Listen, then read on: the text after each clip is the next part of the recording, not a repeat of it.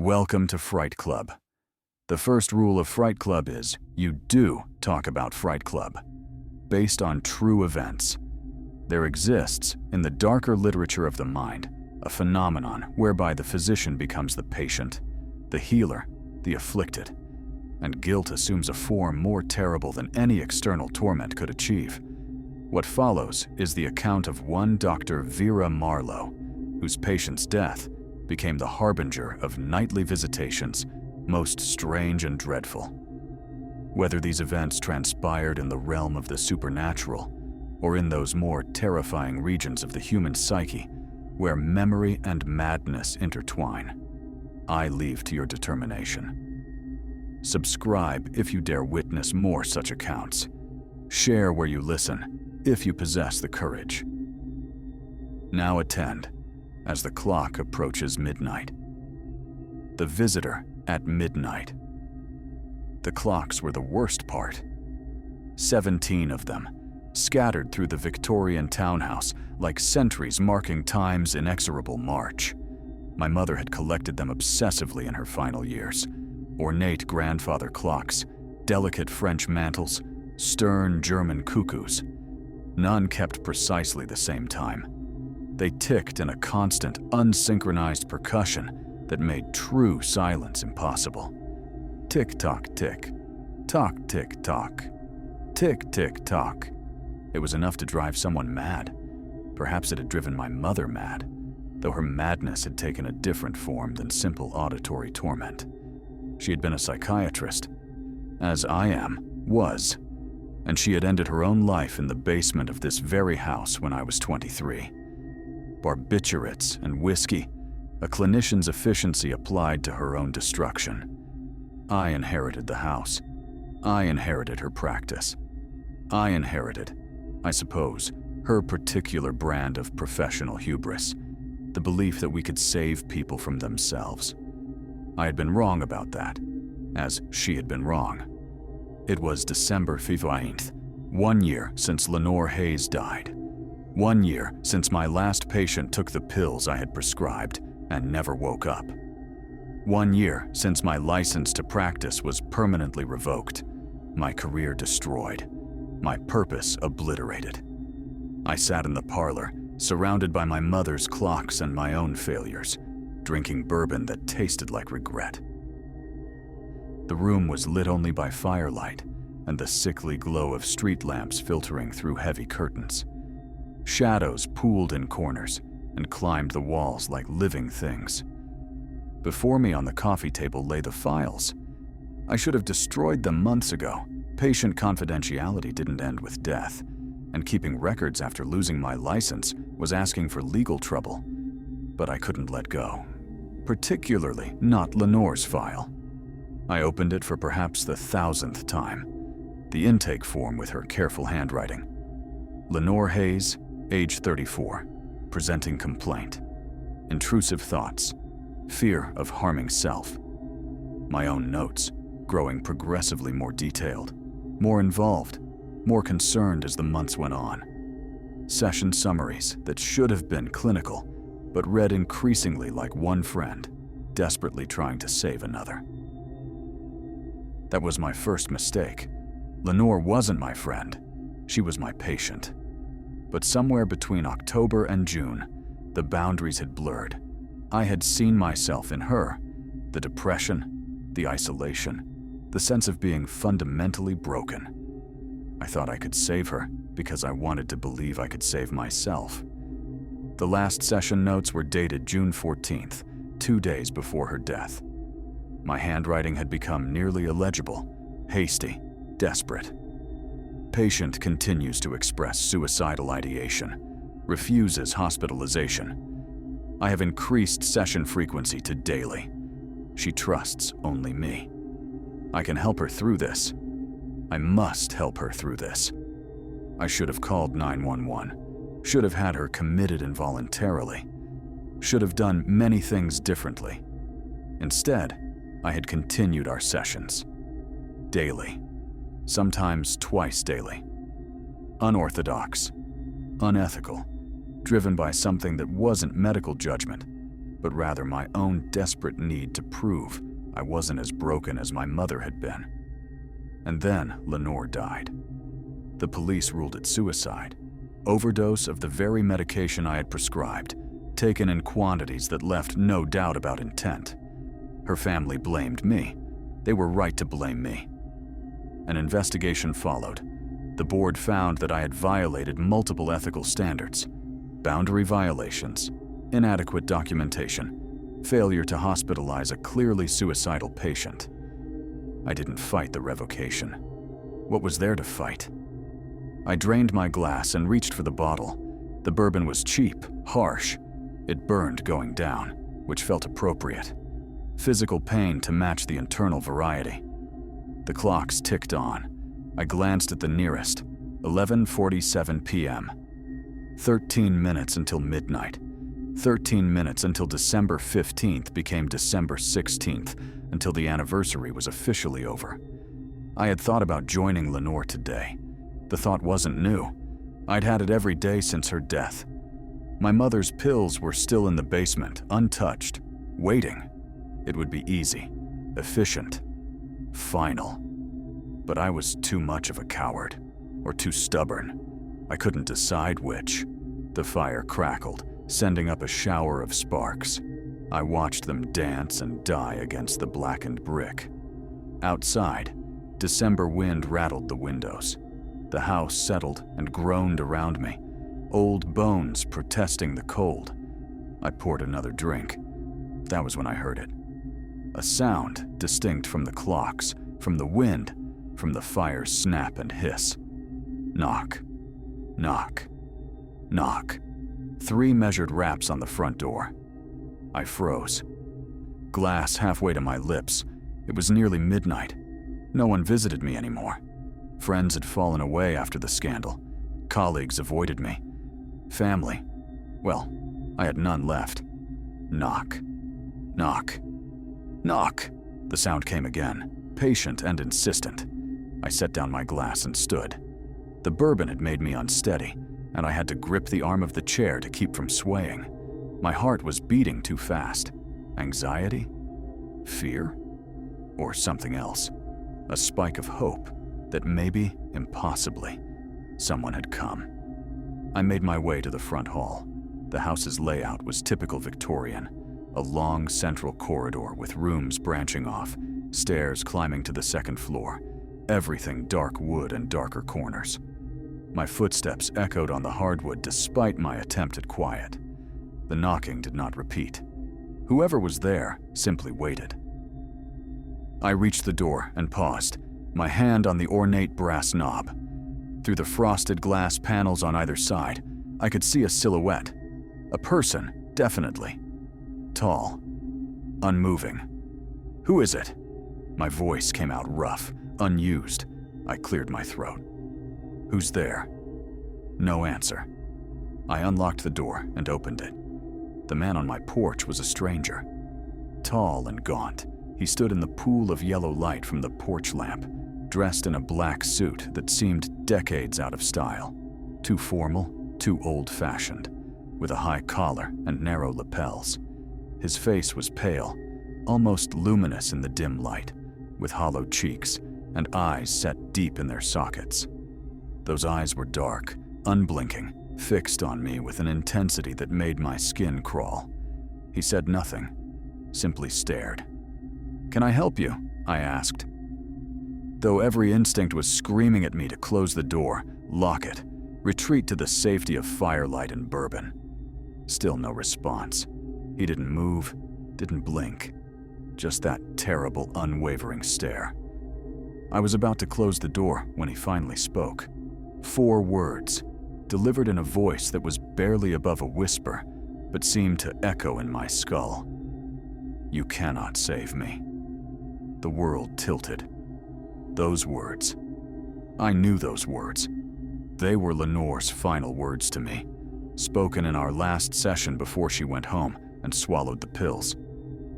I had replayed that session in my mind 1,000 times, torturing myself with what I should have said, should have done. And I had never told anyone what she'd said. Not the police, Not the board. Not even in my own private notes. How could this stranger know? "What did you say?" I demanded. My voice, sharp now, cutting through the shock. "How do you know that? Who are you?" The man's expression didn't change. He simply continued to stare at me with those dark, bottomless eyes. Then, without a word, he turned and walked away. Not hurried, not furtive. Just a measured, deliberate walk down the porch steps, down the front path, out to the sidewalk. "Wait!" I called after him. "Stop! Who are you? How do you know?" But he was gone. I blinked, and he simply wasn't there anymore. The sidewalk was empty. The street was empty. Nothing but pools of lamplight and December darkness. I stood in my doorway, cold air pouring in around me, staring at the empty street. My mind refused to process what had just happened. A stranger appearing at midnight, speaking Lenore's words, then vanishing. Hallucination. It had to be. Too much bourbon, too much grief, too much guilt. My mind conjuring punishment in the form of a phantom visitor. But even as I told myself this, I knew it felt wrong. Hallucinations didn't have weight, didn't cast shadows in lamplight. And I was drunk, yes, but not that drunk. I stepped out onto the porch, looking up and down the street. Nothing. No one. Just the rustling of dead leaves in the winter wind. Then I looked down and saw it. On the welcome mat, directly where the stranger had been standing, lay a single black feather. Long and elegant, it gleamed in the porch light with an oily iridescence. I knelt and picked it up. It was real. Solid. I could feel the delicate structure of its veins, the smooth shaft. Not a hallucination then. Or if it was a remarkably tactile one. I brought the feather inside, locked the door, and stood in the hallway with my back against the wood, my heart pounding. The clocks ticked their irregular rhythm around me. The fire in the parlor crackled. Everything was exactly as it had been 5 minutes ago, except nothing was the same. I looked at the feather in my hand, black as midnight, black as guilt, black as the space behind closed eyes when sleep refuses to come. "You cannot save me." Why those words? Why Lenore's words? And who, or what, was that man? I walked back to the parlor, feather still in hand, and set it on the coffee table next to Lenore's file. Then I did what any former psychiatrist would do when confronted with the inexplicable. I tried to rationalize it. Lenore had family, a father who'd refused to speak to me after her death. Maybe he'd hired someone, some kind of investigator or, what? An actor? Someone to harass me, to make me pay for what I'd done? But how would they know her exact words? I'd never disclosed the content of that final session. It was protected by doctor-patient confidentiality, even in death. Unless. I went to my study, a small room off the main hallway that I'd converted into my office when I'd inherited the house. My practice had been here, in this house, in violation of a dozen zoning regulations, but tolerated because I'd kept a low profile and never saw more than a handful of patients. The room still held the remnants, 2 chairs facing each other, a small table between them, bookshelves lined with psychiatric texts and case studies, and, hidden behind a row of books on the bottom shelf, my recording equipment. I'd recorded every session. Not legally, not ethically, but I'd done it anyway. Telling myself it was for my own protection, for better note-taking. The real reason was simpler. I was terrified of missing something, of making the kind of mistake that had cost my mother her life, and eventually, her patients' lives. I pulled out the small digital recorder and the box of backup drives, found the one labeled LH Final Sessions, plugged it into my laptop. The files were there. Every session with Lenore from our first meeting in October through that final session in June. I opened the last one, dated June 14th, and hit play. My own voice, tinny through the speakers. "Lenore, I need you to be honest with me. Are you having thoughts of harming yourself?" A pause, then Lenore's voice, soft and sad. "Every day, Dr. Marlowe. Every single day. Have you made a plan?" "Yes." "Will you tell me what it is?" Another pause, longer this time. Then, "Pills. Your pills. I've been saving them. I should have hospitalized her right then. Should have called emergency services.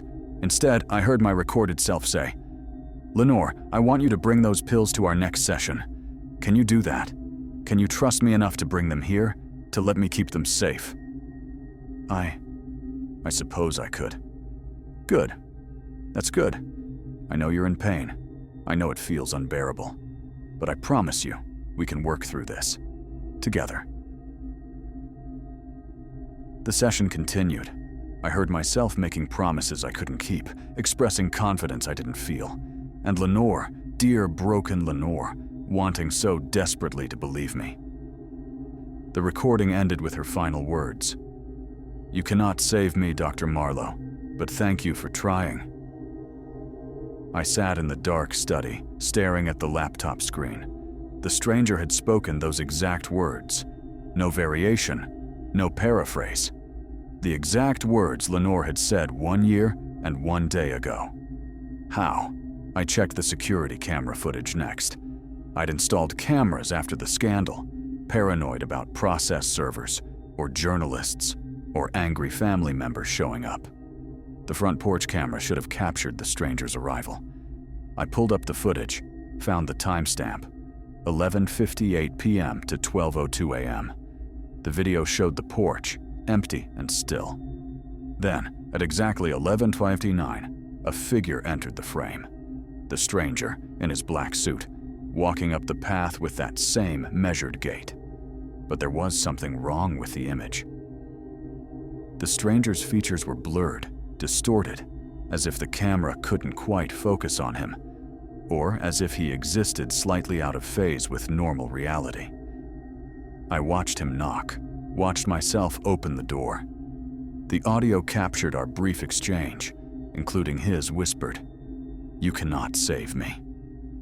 Then I watched him turn and walk away.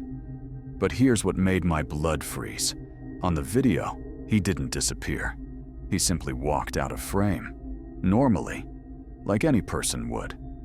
Which meant when I'd blinked and he'd vanished, that wasn't what had happened. He'd walked away, and I'd somehow not seen him go. I was losing time, experiencing gaps in perception. Classic signs of dissociation, of a mind under severe stress fragmenting to protect itself. Or classic signs of something else. Something I didn't want to consider. I returned to the parlor, to my bourbon and my files, and the black feather lying accusingly on the table. The clocks showed 1:17 a.m. I'd lost over an hour reviewing recordings and footage, though it had felt like minutes. I picked up the feather again, studying it in the firelight. It was too large to be from any common bird. Raven, maybe. They were large enough. But ravens weren't common in the city. "Once upon a midnight dreary," I muttered, thinking of Poe's poem, a man haunted by a raven that spoke only one word, nevermore. Was I being haunted? And if so, by what? A ghost? A hallucination? My own guilt-given form? I didn't believe in ghosts. I was a scientist, a physician, a woman of reason and evidence. But I also couldn't explain what had just happened in any rational terms. The fire had burned down to embers. The room had grown cold. I should have gone to bed, should have tried to sleep, but I knew sleep wouldn't come. Instead, I sat in my mother's chair, surrounded by her clocks, drinking her bourbon and waiting. Because somehow I knew the stranger would return. Not tonight. It was already past midnight, already December the 16th. But tomorrow, tomorrow night at midnight, he would knock on my door again, and he would speak. Another phrase, Another fragment of that final session with Lenore, building, piece by piece, towards something I didn't yet understand, but already feared. I pulled a blanket around my shoulders and settled in to wait for dawn. The clocks ticked their discordant symphony. The embers glowed, and on the table before me, the black feather gleamed like a promise or a threat. Outside, December wind howled through empty streets. And somewhere in the darkness, I thought I could hear footsteps, measured and patient, coming closer, always closer. But when I went to the window and looked out, the street was empty. Nothing but shadows and lamplight and the eternal winter night. I returned to my chair, poured another drink, and waited for whatever tomorrow would bring. The clocks ticked on into the dying night, marking time I could not stop, counting down to a midnight I could not escape. He came again the next night, and the night after, and the night after that. Always at midnight, always with the same measured knock, always speaking a single phrase from my final sessions with Lenore, then leaving without explanation or response to my questions. By the seventh night, I had stopped trying to rationalize it. Night 2, December 16th. I was ready for him this time. No bourbon, no nostalgic wallowing in old files. I sat in the parlor with all the lights on, fully dressed, watching the clock crawl toward midnight. I'd spent the day researching, trying to find some explanation. Lenore's family. Her father had died 8 months after her suicide. Heart attack, likely stress-induced. No siblings that I could locate. No one with motive to torment me, though God knew I deserved tormenting. At 11:59, I moved to the front door, stood with my hand on the knob, waiting. The knock came precisely at midnight. 3 measured raps. I threw open the door immediately before he could vanish again. He stood there in his anachronistic black suit, gaunt face pale in the porch light. Those dark eyes fixed on me with that same terrible intensity. "Who are you?" I demanded. "What do you want from me?" He stared for a moment that stretched too long. Then his lips moved. "I am lost." Lenore's words from our very first session. The opening statement she'd made when I'd asked what brought her to therapy.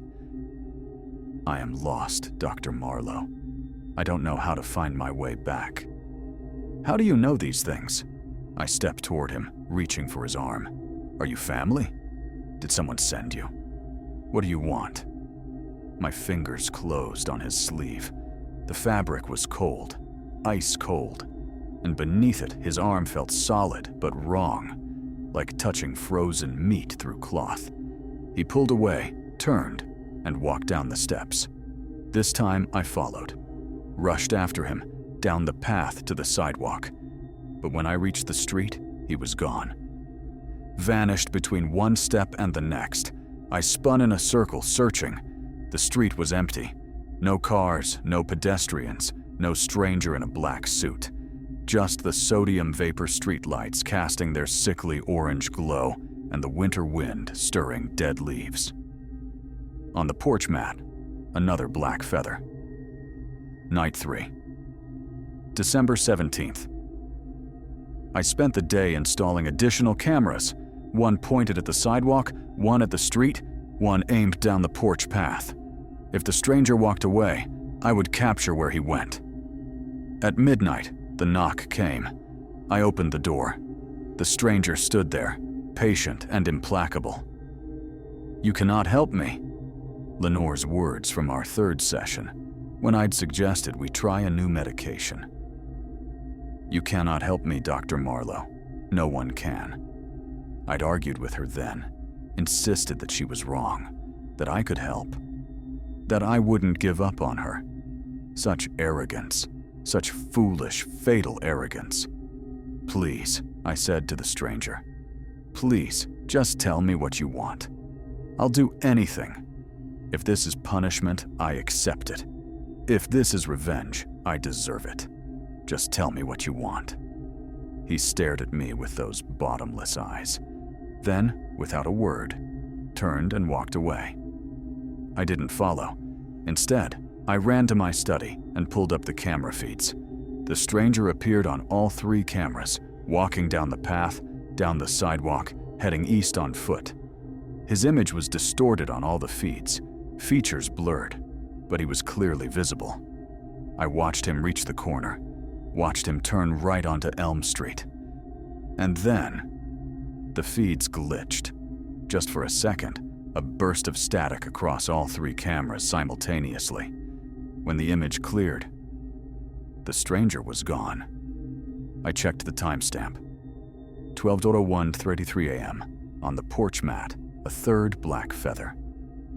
Night 4, December 18th. Sleep had become impossible. I lay in bed staring at the ceiling, listening to the clocks tick, waiting for midnight to arrive.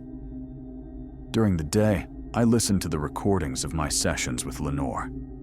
All of them, from beginning to end, trying to understand the pattern, to predict what phrase the stranger would speak next.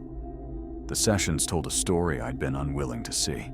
My progressive boundary violations, my increasing emotional investment, the way I'd stopped being Lenore's therapist and become something else. Something inappropriate. Something dangerous. I heard myself making promises I couldn't keep. "I'll always be here for you, Lenore. You can call me anytime, day or night. You're not broken. You're suffering, and I'm going to help you heal. I understand you in ways other people can't. We're alike, you and I. Each promise a small betrayal, each reassurance a lie." At midnight, the knock came. "There is no light ahead." Lenore's words from mid-treatment, when her depression had deepened. "There is no light ahead, Dr. Marlowe. Just more darkness, stretching on forever." The stranger's voice was barely a whisper, but it seemed to echo in my skull, resonating in my bones. "I know," I said. "I know there wasn't. I failed to see how serious it was. I failed." But he was already turning, already walking away into the December night. 4th feather on the mat. Night 5, December 19th. I tried to leave, packed a bag, got in my car, drove toward the highway.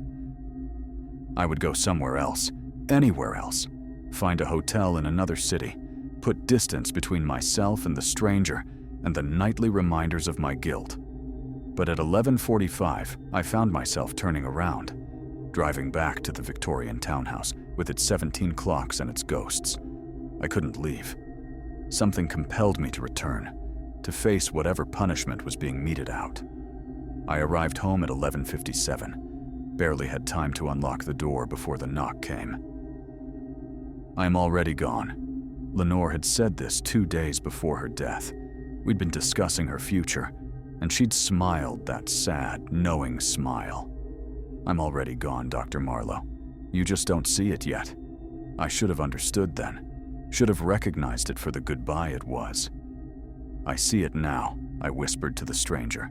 "I see everything now. Too late, but I see it." He stared at me. For a moment, I thought he might speak again, might break the pattern. But he simply turned and vanished into the night. 5th feather. Night 6, December 20th. I reviewed the security footage from all 5 nights, watching frame by frame. The stranger's approach was always the same, emerging from darkness at 11:59, walking up the path with that measured gait, arriving at the door precisely at midnight. But I noticed something new. In the background of each video, barely visible, there were other movements. Shadows that didn't correspond to any physical object. Shapes that seemed to shift and flow at the edges of the frame. I enhanced the images, adjusted the contrast. The shapes became clearer. They looked almost like people. Figures standing in the darkness beyond my porch light, watching. How many? I counted. 7 distinct shapes across the 5 nights of footage. 7 watchers in the darkness. At midnight, the knock came. "Why do you keep trying?" This phrase shocked me. I didn't remember Lenore saying this. I'd listened to all the recordings, read all my notes. When had she asked me this? "I don't remember," I said to the stranger. "When did she say that? Which session?" He stared at me with those dark, unreadable eyes. "Please," I said. "I need to know." But he was already turning, already walking away. 6th feather on the mat. I rushed to my study and pulled up the recordings again. Searched for the phrase, "Why do you keep trying?" in all the session files. Nothing. It wasn't there, which meant either my recordings were incomplete or Lenore had said this during one of the sessions I hadn't documented. But I'd recorded them all. I was certain I'd recorded them all. The thought was terrifying. Sessions I'd forgotten. Time I'd lost. Gaps in my memory. Night 7, December 21st, the winter solstice, the longest night of the year. I spent the day in the basement, the place I usually avoided. My mother had died here, sitting in her old leather chair. I'd found her the next morning, peaceful in death, a note beside her apologizing for the burden. The basement was largely unchanged. I'd boxed some things, covered others with sheets, but mostly I'd just locked the door and tried to forget. Now I searched through those boxes, looking for, I didn't know what. Evidence? Explanation? I found my mother's journals. Years of clinical notes, personal reflections, documentation of her own descent. And in one of the journals, a passage that made my blood run cold. The patient died today. I should feel grief, but all I feel is relief. I wanted her to die. I needed her to die. Because if I could save her, I would have no excuse for not saving myself. My mother had felt what I felt, had wanted a patient's death to prove that some people simply couldn't be saved. The clocks above me began their discordant chiming, marking midnight's arrival. I was still in the basement. I ran upstairs, but I was too late. When I opened the front door, the stranger was already descending the porch steps. "Wait," I called. "Please, I was downstairs. I didn't hear." He stopped, turned. For the first time, he looked at me not with that blank stare, but with something else. Something that might have been pity. He said nothing, opened his mouth as if to speak, but no sound emerged. I could see his lips moving, forming words, but they were silent. What was he trying to tell me? He reached into his coat pocket and pulled something out, placed it on the porch railing.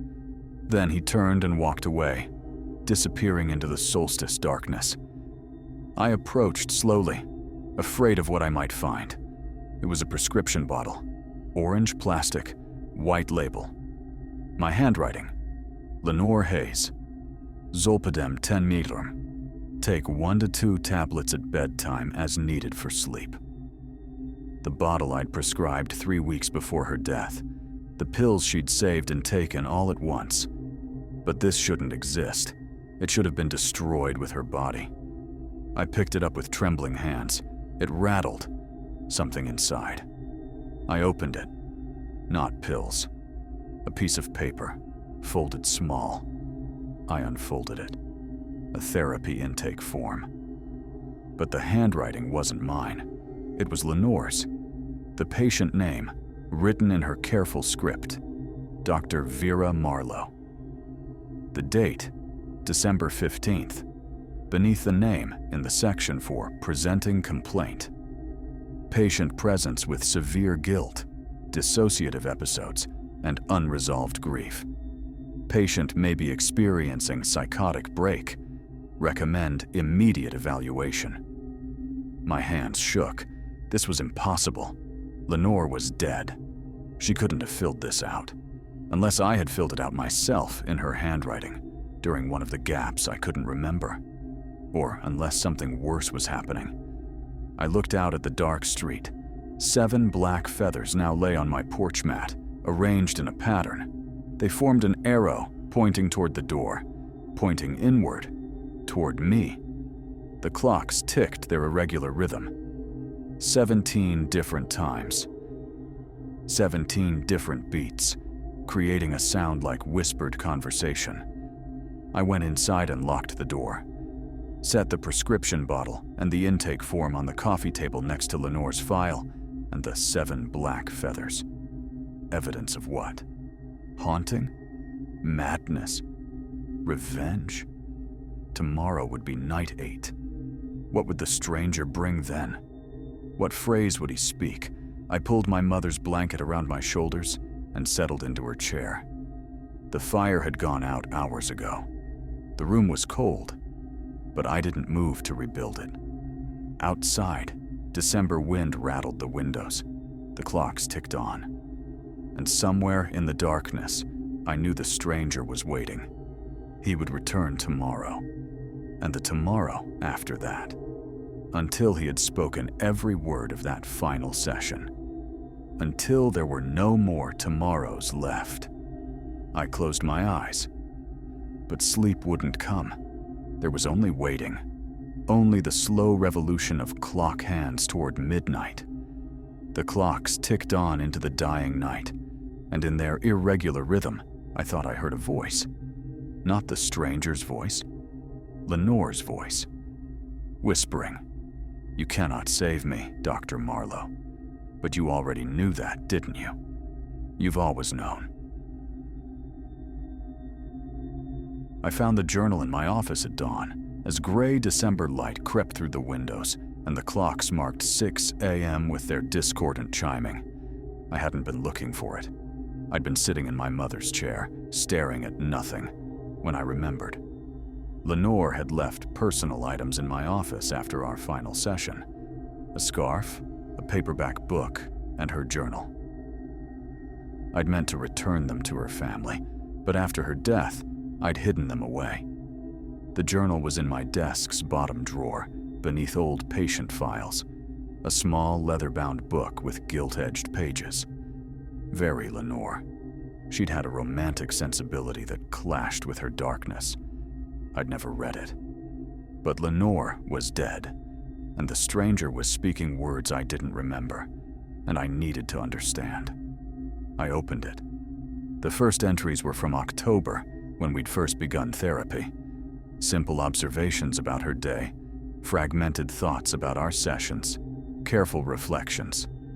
Her handwriting was practiced, deliberate.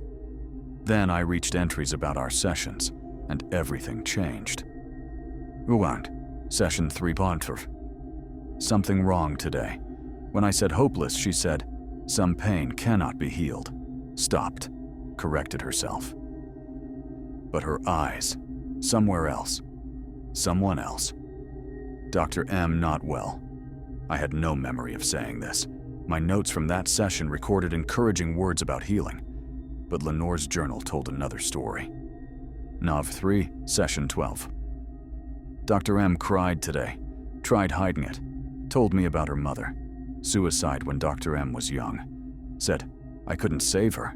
Can't save you either. Told her that's not her job. She looked hurt, like I'd wounded her. Worried about Dr. M. I slammed the journal shut. This was wrong. I would never have cried in front of a patient, never disclosed personal information this way. But I opened it again, kept reading. The entries continued, documenting conversations I had no memory of. A version of myself I didn't recognize. Emotionally unstable, boundary violating, increasingly focused on my own trauma. And then, the basement entries. Deck 8, special session. Dr. M asked me to basement. Therapeutic, she said. Didn't want to go. Mother's chair still there. Books, everything preserved. Made me sit in the chair, hold the pill bottle, said, "This is giving up. This is choosing death." Asked me, "Would you do it? Sit here and choose." Said, "I didn't know." She said, "You do know. Always known." Left early. Can't keep seeing Dr. M, but she says I need her. Says no one else understands. Maybe she's right. Maybe too broken for anyone else. I stood so fast the chair tipped backward. This didn't happen. I never brought Lenore to the basement. But even as I thought this, a memory stirred. Faint. The smell of the basement. Mildew and old paper, and my mother's perfume. Dust under my fingers. And Lenore's face. Pale in dim light, sitting in my mother's chair. Had it happened? Had I lost time? Conducted sessions in dissociative states? I read the final entries. June 13, the day before. Dr. M called 2 a.m., crying, incoherent, said, "Can't do this anymore. Failed me, failed mother, failed everyone." Said, "Maybe we should both do it. Both stop fighting." Talked her down. Hour on phone. Irony not lost. Patient counseling therapist. But part of me agreed. Part thought yes, maybe should. Tomorrow terminating therapy. Telling her needs someone else. Someone stable. Hope she gets help, because Dr. M drowning, trying to pull me down. The entry ended there. The next page. One sentence in shaky handwriting, different from Lenore's usual script. She wants me to do it. Needs me to fail so she can forgive herself for failing. I dropped the journal. It hit the floor, pages splaying open. This was madness. Lenore's madness or mine. I couldn't tell anymore. But if even a fraction was true, then I hadn't just failed her. I'd actively harmed her. The clocks began to chime. Noon, 12 hours until midnight. I picked up the journal and read the last entry again. She wants me to do it. Had I wanted Lenore to die? Had some part of me needed her suicide to prove I wasn't responsible for my mother's death? The thought was monstrous, but it fit. I went to my study and pulled up the recordings. Found the final week of sessions. When I tried to play them, I found corruption. The files cut out at irregular intervals, replaced by static. I listened to the final session, dated June 14th. My voice. "Lenore, I need you to understand." Static. 30 seconds of nothing. Lenore's voice. "Can't keep doing this. Not healthy for either of us." My voice. "But you need me. You said..." More static. A full minute. When the audio returned, I heard something that made my skin crawl. My voice, but different. Flatter. Emotionless. "If you leave me, what will I have left? You're all that's keeping me here." Lenore crying. "Dr. Marlowe, please. This isn't about you." My voice. "You think you can get better? We're the same. Both too broken to fix. Only difference is I've been pretending longer." Static. Then Lenore's final words. "You cannot save me, Dr. Marlowe, but thank you for trying." The recording ended. I sat in the study as afternoon light faded. Didn't eat. Didn't move. Just sat with the weight of what I'd learned. The clocks ticked on. The day died. Darkness came. At 11:30, I moved to the parlor, set the journal on the coffee table next to the prescription bottle and the intake form. The stranger would come soon, would speak another phrase from those lost sessions, force me to confront another piece of truth. At 11:55, I heard something new. Not the knock. Footsteps. Upstairs. Moving through the rooms above me. The stranger had never entered before. Always stayed outside. The footsteps descended. I could hear each creak, each measured step coming closer. I should have been terrified. Should have called police. Should have run. But I just sat there, waiting. The stranger appeared in the doorway. His features were no longer blurred. I could see his face clearly now. He had Lenore's eyes. My mother's cheekbones. Features that shifted, creating a composite of everyone I'd failed.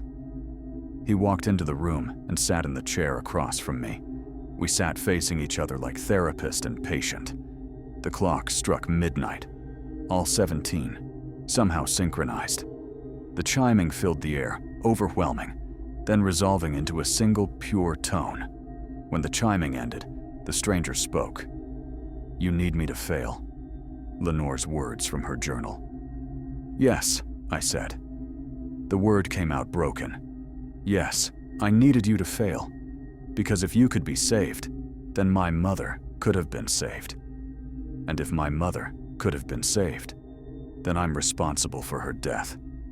The stranger said nothing, just stared. "So I made you fail," I continued.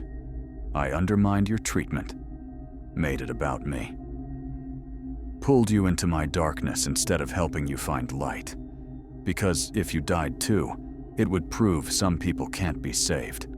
That it wasn't my fault with my mother." The stranger tilted his head, curious.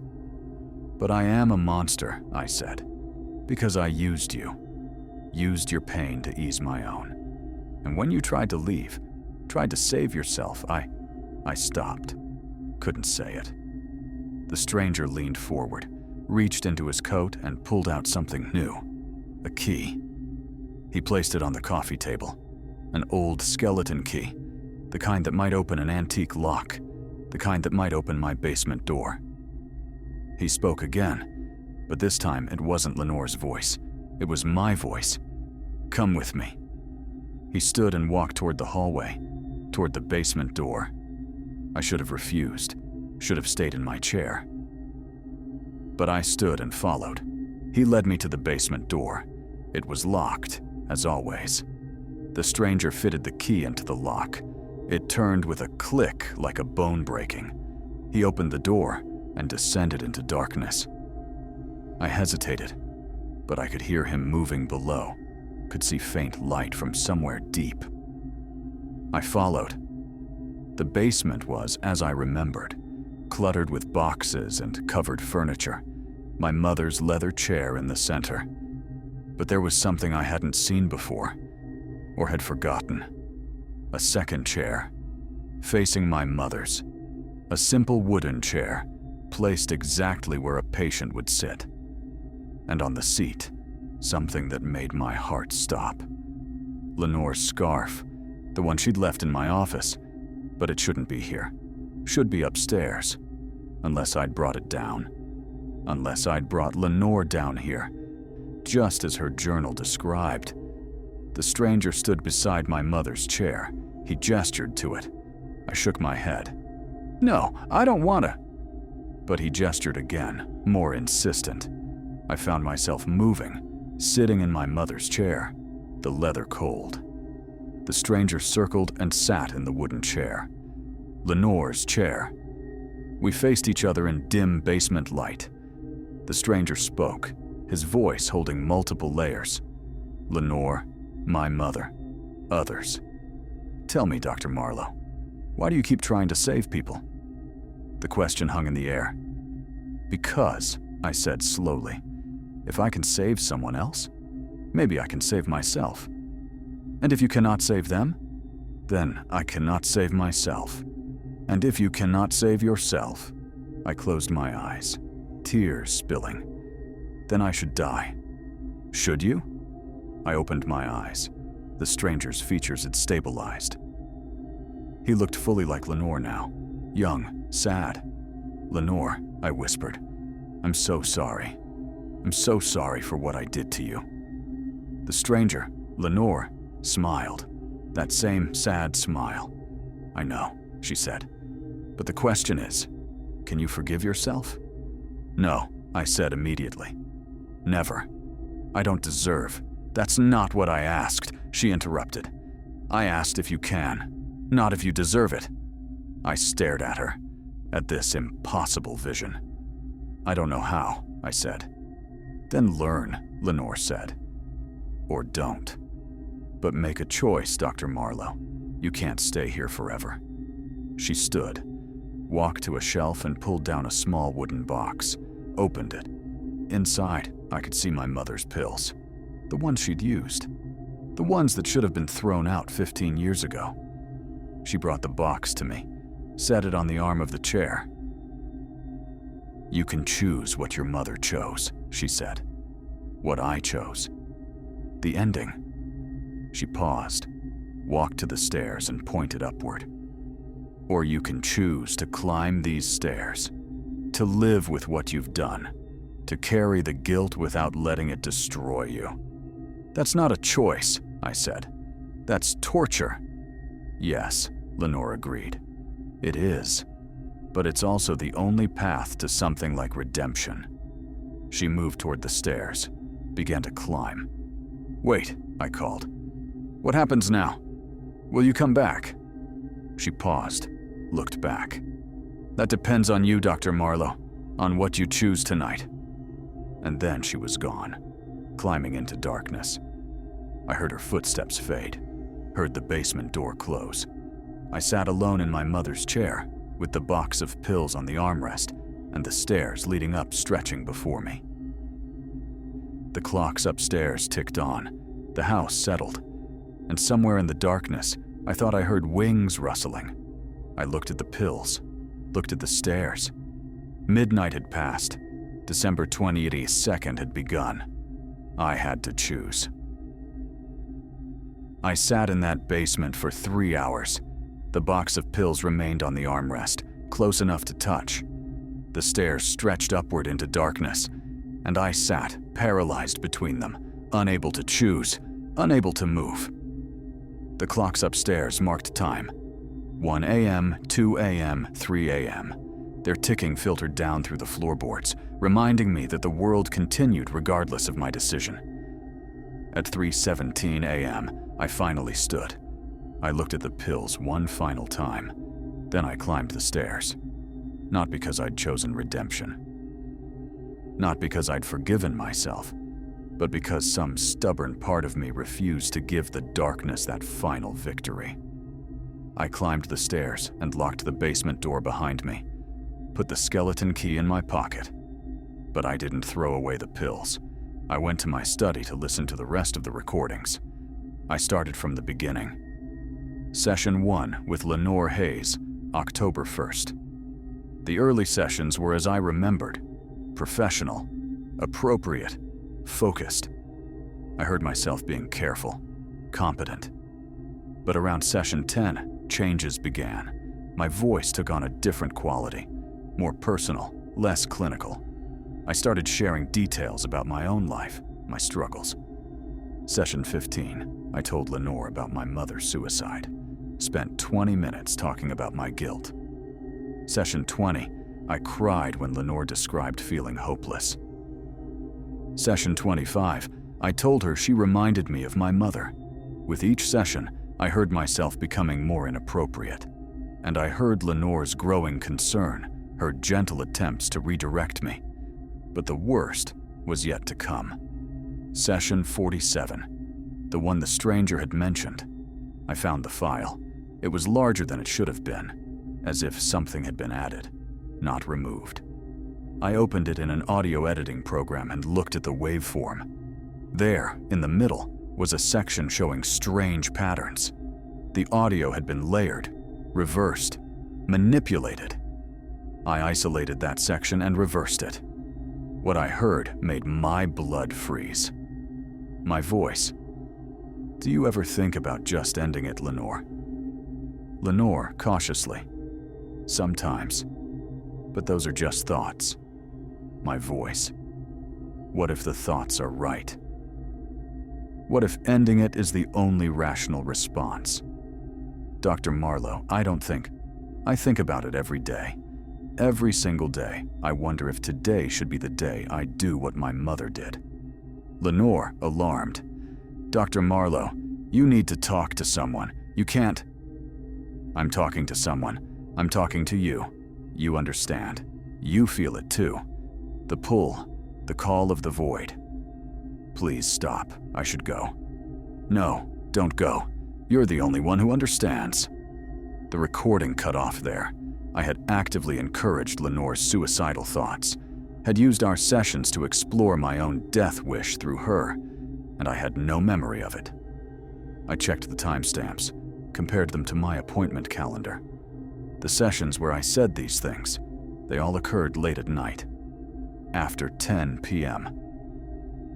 Sessions I apparently hadn't documented in my official records, dissociative episodes, shadow sessions in an altered state, then forgetting them entirely. Or not entirely, because some part of me knew. That's why I'd recorded everything.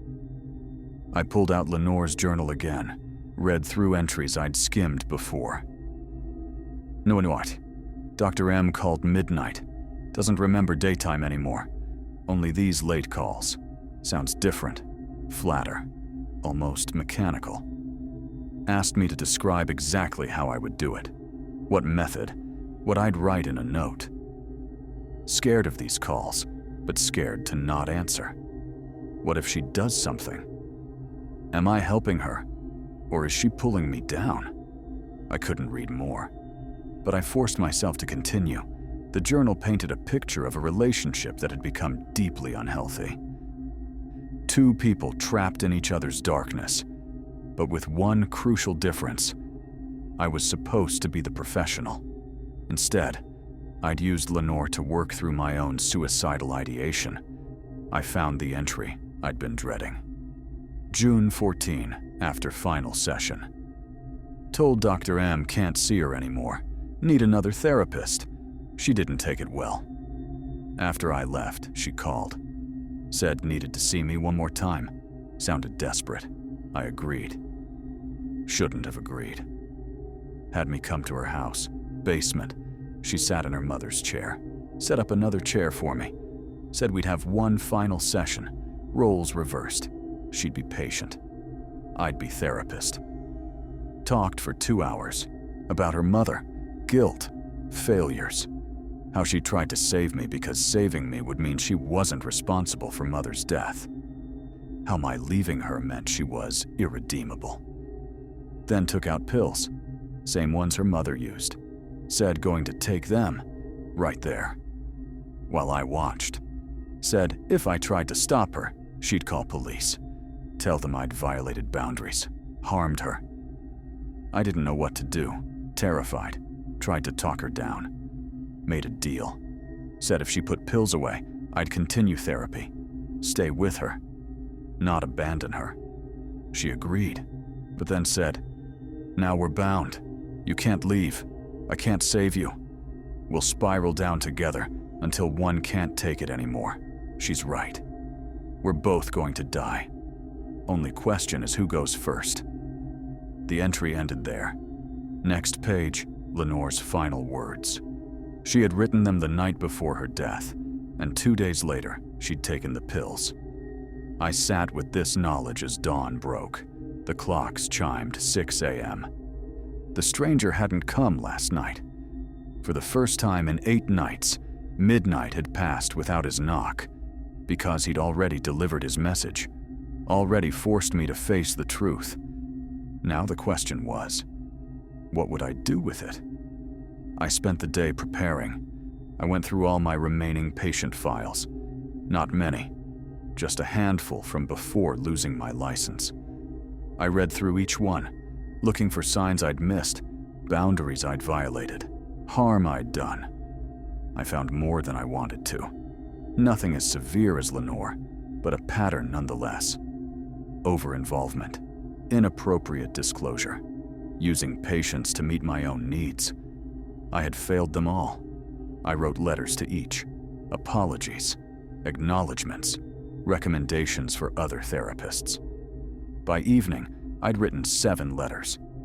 My hand ached, my head pounded. At 11 p.m., I made a decision. I went to the basement, unlocked the door, descended the stairs. My mother's chair sat in the center, exactly as I'd left it. The box of pills still rested on the armrest. I picked up the box, carried it to the utility sink, opened it and poured the pills down the drain. Ran water until they'd dissolved. Then I returned upstairs. At 11:45, I sat in the parlor, waiting. Part of me expected the stranger to return, but I knew he wouldn't. His purpose was fulfilled. Now I had to decide what to do with the knowledge he'd forced me to see. The clocks began their midnight chiming, all 17, synchronized. The sound filled the house. When the chiming ended, silence fell. And in that silence, I heard something. Not a knock, not footsteps, but a voice. Lenore's voice. The question isn't whether you can be saved, Dr. Marlowe. The question is whether you want to be. I closed my eyes. Yes, I whispered. Yes, I want to be saved. Even if I don't deserve it. Even if it takes the rest of my life. When I opened my eyes, I saw something on the coffee table. A single white feather. I picked it up, held it. It was warm, unlike the black feathers. A gift. A sign. I sat until dawn, holding the white feather, and when morning came, I began writing. Dear Lenore, you were right. I couldn't save you. I couldn't even see clearly enough to try. But I want you to know, your death taught me what I refused to learn from my mother's death, that my job isn't to rescue people, but to walk beside them while they rescue themselves. I'm going to try to do better. Not for you. You're beyond my help now. But for the next person. For everyone, I might still have the chance to not fail. I know you can't forgive me. I know I don't deserve forgiveness. But maybe, if I try hard enough, I can forgive myself. Not because I've earned it, but because carrying this guilt, without letting it destroy me, is the only way to honor what you deserved from me. Thank you for trying to save me. Thank you for seeing my darkness and trying to pull me toward light. I'm choosing to live, Lenore, for both of us. Dr. Vera Marlowe. I folded the letter, placed it in an envelope. Then I went to the fireplace, lit a fire, and when the flames were burning, I held the letter over them. Goodbye, Lenore, I whispered. Thank you. I'm sorry. Goodbye. I released the letter, watched it burn, curl, transform into ash and smoke. A funeral rite, a farewell, and perhaps a beginning. December 31st arrived with snow. I woke at dawn to find the city transformed, blanketed in white that muted sound and softened edges. The clocks ticked on, but their percussion seemed gentler somehow. 9 days since the stranger's last visit. 9 days of silence. But midnight had come and gone each night without bringing him back. Or perhaps he had never been there at all. It didn't matter. Real or imagined, he'd served his purpose. I spent the morning packing my mother's belongings. The clocks would go to an antique dealer, her books to the library, her clothes, her furniture, all of it needed to go. The house needed to be emptied. At noon, the doorbell rang. I opened the door to a young woman, perhaps 25, dark-haired, nervous. Dr. Marlowe? She asked. Not anymore, I said. I'm not licensed to practice. I know, but I got your letter. I'm Miranda Chen. You saw me 3 years ago. I remembered her. Anxiety disorder. Panic attacks. Miranda, I'm sorry about how our therapy ended. That's why I'm here, she said. Your letter. You apologized. You gave me another therapist's name. Dr. Sarah Okonkwo. Yes, she's excellent. I've been seeing her for 8 months, Miranda said, and it's helping. Really helping. Relief and shame mixed in my chest. I'm glad, I said quietly. Miranda held out a business card. Dr. Okonkwo wanted me to give you this. I took it. On the back, a note. Dr. Marlowe, I've heard about what happened. If you ever want to talk, as one clinician to another, my door is open. Not as your therapist, but as a colleague who understands. Sarah. Thank you, I managed. Miranda nodded and left. I watched her walk away, moving with confidence she hadn't possessed 3 years ago. Getting better. Without me. because of me stepping aside. The day passed. I continued packing, dismantling the shrine this house had become. At 6 p.m., my phone rang, the crisis hotline, asking if I could cover a shift. I almost said no. New Year's Eve would be hard, emotionally draining, but that was why I needed to do it. "I'll be there in 30 minutes, I said. The crisis center was busy. I settled into a cubicle and logged in. The first call came through. "Crisis hotline, this is Vera." "I don't want to be here anymore," a young man's voice said. I took a breath, centered myself. This wasn't about me. "I'm glad you called," I said. "Can you tell me what's going on?" We talked for 40 minutes. I listened, asked careful questions, didn't try to fix him or save him, just sat with him in his darkness until it felt less overwhelming. By the end, he agreed to contact his therapist in the morning, to have his roommate check on him tonight, to call back if needed. It wasn't a cure, but it was enough. For tonight, it was enough. The calls continued, one after another. Each call, I tried to be present, to listen without imposing my own story. At 11:30 p.m., during a lull, the supervisor brought me coffee. "You're good at this," he said. "Have you considered getting licensed again?" I shook my head. "No, I can do this. Answer phones. But ongoing therapy? I don't trust myself with that responsibility." "Knowing your limitations," he said. A lot of therapists never learn that. The phone rang again. "Crisis hotline, this is Vera." Silence, then breathing. Someone there, but not speaking. "Take your time," I said gently. "I'm here." More silence. Then finally, a woman's voice. Familiar, achingly familiar. "Dr. Marlowe." My heart stopped. "Lenore?" "No," the voice said, younger. "I'm Emma Hayes, Lenore's cousin. I found her things. Found this number." Lenore's cousin. I hadn't known she existed. "Emma," I said carefully. "Are you in crisis?" "I don't know," she said. "Maybe. I've been thinking about doing what Lenore did.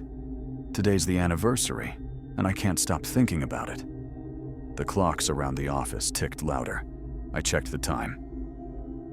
11:47 p.m., 13 minutes until midnight.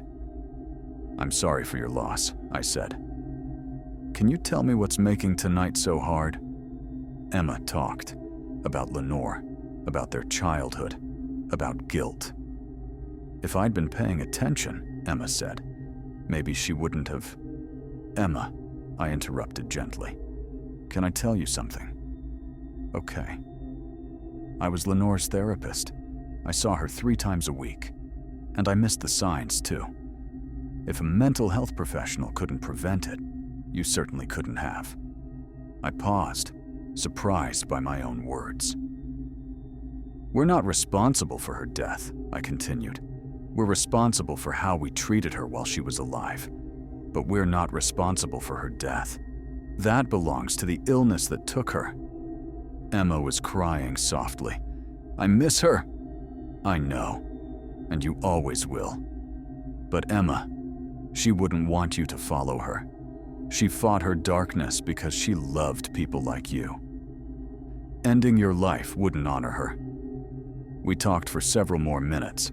I gave her numbers, urged her to reach out to her therapist, made her promise to call friends tonight. By the time we hung up, the clock showed 12:03 a.m., January 1st. A new year. I sat in the quiet office, letting the weight settle. Lenore's cousin, calling on the anniversary. The impossibility, the necessity, a gift, or a test, or simply chance. Whatever it was, I'd helped. My phone buzzed. A text. "This is Emma. Thank you. Going to call my friend now, and therapist tomorrow. You probably saved my life tonight." I stared at the text. Saved my life. The words I'd wanted with Lenore. The redemption I'd sought. Except it wasn't redemption. It was just doing the work. Being present. Offering what help I could without needing to be a savior. Maybe that was enough. I finished my shift at 3 a.m., walked out into the snow-covered city. The streets were quiet, just the soft hush of falling snow. I walked home slowly. The Victorian townhouse looked different in the snow, softer, less oppressive. When I reached my porch, I saw something that made me stop. Footprints in the snow, leading to my door, then away. Fresh footprints, made within the last hour. And on my doormat, a small card. I picked it up with trembling hands. On it, in handwriting, I recognized, "You are forgiven." Lenore's handwriting. I looked at the footprints. They went down my path, down the sidewalk, and then simply stopped. I stood in the snow, holding the card, and felt something break open in my chest. Grief. Pure grief. Not guilt disguised as grief, just sorrow for a life lost. I cried, standing on my porch, snow falling around me, and when the tears stopped, I felt lighter. Not healed, not absolved, but lighter. I went inside, placed the card on my desk next to Dr. Okonkwo's card. 2 pieces of paper, 2 offers. One from the dead, one from the living. I looked at the phone, at Dr. Okonkwo's number. Not today, but soon. But today, I would rest. I made tea, sat by the window, watched the city wake to the new year. At some point, I dozed off. When I woke, it was afternoon. The sun was shining. The snow had stopped. And on my nightstand, I found one final feather. Not black, not white, but gray. I picked it up and carried it downstairs. Placed it with the others. The 7 black feathers. The single white feather. And now this gray one. Not light yet. Not forgiven yet. Not healed yet. But healing. Continuing. Living. I made coffee, opened my laptop, and began to write. Not a letter. A story. The story of what happened. What I'd done. What I'd learned. The words came slowly, then faster. Hours passed. At the end, I added, I don't know if the stranger was real. Don't know if Lenore's ghost truly forgave me. It doesn't matter. Real or imagined, the message was the same. I can continue. I can try to do better. The lamplight o'er me streaming throws my shadow on the floor, and my soul from out that shadow that lies floating on the floor shall be lifted. Perhaps not today. Perhaps not this year. But someday. Not nevermore. Not anymore. Just eventually. I saved the document, closed the laptop. The phone rang. Dr. Okonkwo returning my call. I answered. Hello, I said. Thank you for calling back. I'm glad you reached out, she said warmly. We made plans to meet the following week. When I hung up, I felt something I hadn't felt in over a year. Hope. Small. Fragile. But there. I went to the window, looked out at the snow-covered street. And there, standing across the street in the shadow of a building, I saw him. The stranger, in his black suit, watching. Our eyes met. He didn't move, didn't speak, just stood there, patient and eternal. A reminder, a witness. I looked away, looked back. He was gone. But I knew he'd be there tomorrow, and the day after, and the day after that. Not knocking, not speaking, just watching from the shadows. Because some guilt doesn't end, some debts can't be paid, some shadows never fully lift. The lamplight streaming throws my shadow on the floor. And my soul from out that shadow. I turned from the window, picked up the 3 feathers, black, white, gray, and held them together in my palm. Not a progression, not a transformation, just different aspects of the same truth. The guilt would always be there. The stranger would always be watching. And I would always wonder if I'd truly been forgiven, or simply learned to forgive myself. But I would continue. I would try. I would live with the uncertainty, because that was all anyone could do. I placed the feathers on my desk, sat down, and began to write again. The story wasn't finished. It would never be finished, but it would continue. And somewhere in the darkness, wings rustled, the sound of ravens gathering, or perhaps just the sound of my own breathing. I no longer knew the difference. And perhaps that was the point.